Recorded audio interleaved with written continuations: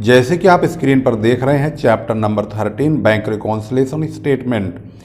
इस सीरीज में हम ऑलरेडी पहले ही वीडियो बना चुके हैं, लेकिन प्लस माइनस वाले सिस्टम के अकॉर्डिंग हमारी जो वीडियो है उसका पार्ट 1 आपके सामने जा चुका है और उसका पार्ट 2 जिसको कि हम प्लस माइनस के मेथड के अकॉर्डिंग बताएंगे। सीबीएसई बोर्ड टीएस ग्रेवाल की ये बुक है और इसका प्रिंट आउट आपकी स्क्रीन पर कुछ इस प्रकार से नज़र आ रहा है।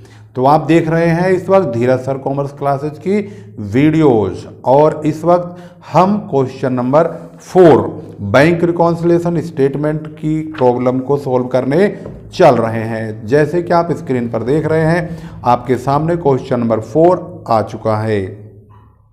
यहां पर लिखा है cash book shows a balance of 12,500 on comparing the cash book with the passbook following discrepancies were noted।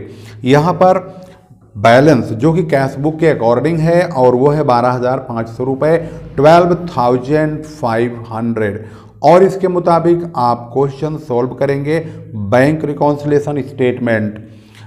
इसको हम जब सॉल्व करेंगे तो ये तो ऑलरेडी आपने पहली वीडियो में देख ही लिया है कि वीडियोज़ को बनाते समय हम जब प्रॉब्लम फेस करते हैं तो उसमें आपको हम कोशिश करते हैं कि बहुत ही साफ़ सुथरी वीडियो और बहुत ही नॉलेजफुल तरीके से बताएं जिससे आपको अच्छी तरह से समझ में आ जाए। तो इसके लिए हमने क्वेश्चन को यहाँ पर क्वेश्चन नंबर 4 को आप ध्यान से देखेंगे। सबसे पहले आपको बैंक रिकॉन्सिलिएशन स्टेटमेंट इस तरीके का फॉर्मेट आपको बनाना होगा। जैसे कि आप देख रहे हैं bank reconciliation statement as on particulars plus minus, यहाँ पर दोनों आइटम्स को आपको लिखना होगा, इधर प्लस आइटम्स और इधर माइनस आइटम्स लिखेंगे। सबसे पहले हम balance as per cash book लिखेंगे और ये क्योंकि balance as per cash book जो होता है वो हमारा बैलेंस होता है, यानी हमारी फ़ायदे की रकम है। अगर कैश बुक में बैलेंस कहा गया है तो इसका मतलब हमारा पैसा हमारे पास हमारे बैंक में भी जमा है और हमारे पास नगद रूप में भी प्रेजेंटेड है और इसे हम प्लस से स्टार्ट करेंगे, यानी प्लस आइटम में इसकी रकम को लिखेंगे। इस प्रकार से जब भी कोई फ़ायदा होगा तो उसको हम इस प्लस आइटम में जोड़ते हुए चले जाएंगे। तो यहाँ पर इसकी ट्रांजैक्शन के मुताबिक आपको फ़ायदे की रकम को ध्यान से देखना होगा। जैसे कि यहाँ पर बैलेंस के सिस्टम में आपको ये ध्यान रखना भी ज़रूरी है कि यहाँ पर हम किस रकम को इधर और किस रकम को इधर लिखते हैं। तो माइनस का मतलब ओवरड्राफ्ट से होता है।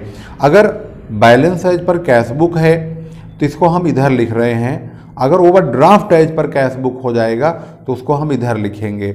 इसी प्रकार से बैलेंस एज पर पासबुक को हम यहाँ लिखेंगे, यानी पासबुक का बैलेंस क्या होता है, पासबुक का बैलेंस क्रेडिट बैलेंस को हम पासबुक का बैलेंस बोलते हैं।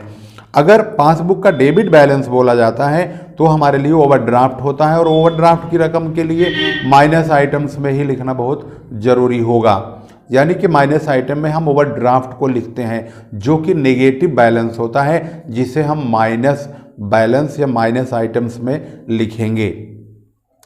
अब सबसे पहला ट्रांजैक्शन यहाँ देखेंगे, लिखा है check issued but not at presented for payment 6,000 रुपये। इसका मतलब क्या होता है? इसका मतलब होता है चेक जो कि बैंक में काट करके, बैंक के लिए मतलब किसी को यह चेक काट करके दिया गया, जाओ हमारे अकाउंट से पैसा ले लो, लेकिन जिसको दिया गया उन्होंने बैंक से पैसा नहीं निकाला तो हमारे लिए ये फ़ायदा हो गया। हम अपने आप को एक व्यापारी मानेंगे और ये मान के चलेंगे कि ये बैंक रिकॉन्सिलिएशन स्टेटमेंट हम खुद ही अपने बिजनेस के लिए बना रहे हैं।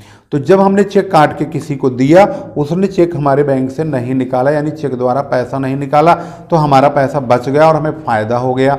इसको हम जोड़ देंगे, हमारे लिए जो भी फ़ायदे होंगे वो प्लस आइटम में लिखे जाएंगे। इसके बाद आता है check deposited in the bank but not collected. इसका मतलब क्या हुआ? हमने चेक बैंक में जमा किया लेकिन यह चेक बैंक में जमा ही नहीं हुआ। भाई जब जमा नहीं हुआ तो हमारा फ़ायदा भी नहीं हुआ। जब तक चेक बैंक में जाके पैसा न बन जाए तब तक महज कागज का टुकड़ा ही माना जाएगा, तो हमारे लिए नुकसान है।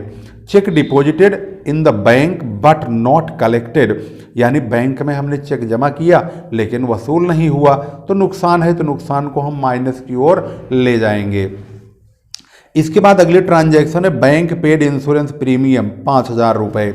बैंक को हमने निर्देश दिया है भाई कोई पेमेंट हो, टेलीफोन का बिल हो, इंश्योरेंस प्रीमियम का पैसा हो, आप इसको तुरंत हमारे अकाउंट से पेमेंट कर दीजिए। तो बैंक वालों ने हमारी आज्ञा का उल्लंघन नहीं किया, पेमेंट कर दिया, लेकिन इस बारे में हमें जानकारी नहीं थी, इसलिए हमारे लिए नुकसान हो गया। तो इसको हम माइनस आइटम्स की ओर दिखाएंगे। इसके बाद अगला पॉइंट है direct bank charges. Bank charge 300 का है, तो बैंक चार्ज कभी भी लिखा हुआ है तो समझ लो वो नुकसान ही हो रहा है, तो बैंक चार्ज भी हमारा माइनस की ओर जाएगा। इसके बाद आता है directly deposited bye a customer 8,000। हम व्यापार कर रहे हैं, व्यापारी हैं, हमारे बहुत सारे कस्टमर होंगे, बहुत सारे ग्राहक होंगे जो कि हमारा पैसा, कुछ लोग तो हमें नगद ही दे देते हैं, लेकिन कुछ लोग हमारे अकाउंट में खाता नंबर मांग लेते हैं और उसमें पैसा डाल देते हैं। इसी प्रकार से एक कस्टमर ने हमारे अकाउंट में डायरेक्टली पैसा जमा कर दिया तो वो हमारे लिए फ़ायदा है। आप भी सिंपल सी बात है, अगर आपको कोई पैसा दे जाएगा तो आप ये थोड़ी कहोगे कि मेरा नुकसान हो रहा है। अरे भाई पैसा आ रहा है तो फ़ायदा हो रहा है। हाँ, किसी को दे देते तो हमारा नुकसान हो जाता। अब यहाँ पर कोई कस्टमर सीधा हमारे खाते में पैसा जमा कर रहा है तो हमें तो रातों रात माला माल ही कर रहा है ना। इसके बाद आता है interest on investment collected by bank 2,000 रुपये। अब इन्वेस्टमेंट है क्या? इन्वेस्टमेंट का मतलब होता है कुछ व्यापारियों के पास फालतू पैसे हो जाते हैं तो वो लोग अपने पैसे को कहीं ना कहीं इन्वेस्ट कर देते हैं। इन्वेस्ट इसलिए करते हैं कि भाई यहाँ पड़ा हुआ बेकार में पैसा है, इसे कुछ ब्याज व्याज नहीं मिलेगा, इसे कहीं लगा देंगे तो वहाँ से कम कुछ नहीं तो ब्याज तो मिल ही जाएगा। तो जहाँ पर पैसा इन्वेस्ट किया गया था वहाँ से ब्याज मिला, वो ब्याज चेक के रूप में मिला तो हमारे खाते में उन्होंने उधर से जमा करवा दिया। तो इसका मतलब हुआ interest on investment collected by bank. अब बैंक वालों ने ब्याज वसूल हमारे खाते में जमा कर दिया तो हमें तो माला माल ही कर दिया ना। इसके बाद लास्ट में है cash discount allowed of 200 was recorded in the debit side of the bank column. अगर बैंक वाले कोई भी रकम डेबिट करते हैं तो समझ लो हमारा सरेआम नुकसान कर रहे हैं। अगर बैंक वाले कोई रकम क्रेडिट कर रहे हैं, चाहे गलती से ही क्रेडिट हो रहा हो, परंतु हमारा फ़ायदा हो रहा है, यहाँ इन्होंने डिस्काउंट का पैसा डेबिट कर दिया है तो हमारे लिए नुकसान हो गया और इसको हम माइनस की ओर ले जाएंगे। अब हम प्लस माइनस का टोटल कंपेयर करेंगे। तो ये प्लस वाला आइटम है जिसका टोटल 28,500 है और ये माइनस वाला आइटम है जिसका टोटल 9,514 और 3,2,500 14,500 14,500।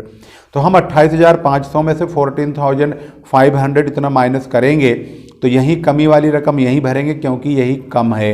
जिधर कम होता है वहीं बैलेंस लिखते हैं। अब ये 28,500 में से हम 14,500 घटा देंगे इतना तो 14,000 ही बचेगा, यानी 28,500 में से 14,500 घटाएंगे तो 14,000 ही बचेगा। अब यहाँ लिखा है balance as per cash book, तो हमारा जो आंसर आया है 14,000 इसको हम लिखेंगे balance as per passbook. Opposite में बैलेंस चेक किया जाता है कि भाई यहाँ इतने रुपए का एडजस्टमेंट हुआ है तो पासबुक में कितने का होगा, तो पासबुक में 14,000 रुपये का एडजस्टमेंट बैलेंस के अकॉर्डिंग हो रहा है। इस प्रकार से हमने यहाँ पर प्लस माइनस सिस्टम के अकॉर्डिंग क्वेश्चन नंबर 4 बहुत ही इजी वे में समझ लिया है। तो इसको हमने आगे पीछे इस प्रकार से करके आपको इसलिए दिखाया ताकि आप पूरा क्वेश्चन वीडियो रोक करके भी देख सकें।